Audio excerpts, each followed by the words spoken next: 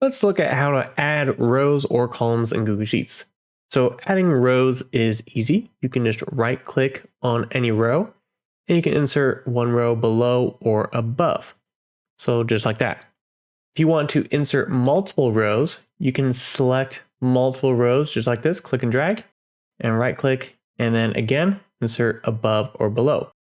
So if you want to insert, let's say 5 rows above this one, you can either choose to select 5 above it, insert like this, or you can select it and 4 below, and then insert 5 rows above, just like that. And you can repeat this process if you need to insert more than what you can select there.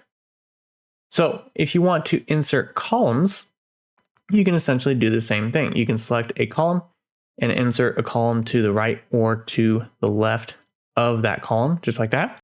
Now, one thing with columns that happens more often than rows, though depending upon your layout, it may happen with rows as well.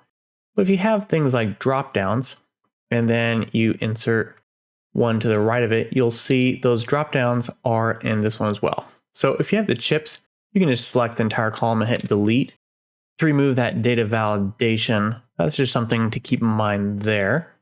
And then if you're doing something like with dates here, and then you can see that date validation is still there. We try to pull this in, we can see that. And so the way you'll have to do with this is get that data validation. And so go to data validation here, and then look for that rule. So this would be A to B. And then what we're going to do is remove that and change it back to A.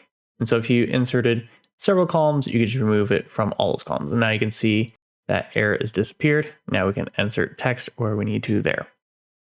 So one more thing here I want to show you with inserting columns is the same thing happens if you have conditional formatting. Then it is now applying across multiple columns as well. So again, here we'll go to conditional formatting, and then we can adjust the columns on that apply to range. Hit done.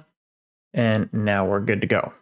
And so the last thing here, I just want to show you if you're inserting multiple columns, again, you can do the same thing like with rows where you select multiple and then insert to the right, and you can do this again.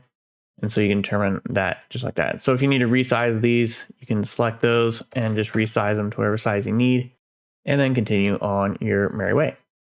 All right, so that is it for today's video. Make sure to check out the other videos on our channel for more tutorials on both Google Sheets and AppScript. And as always, have a great day.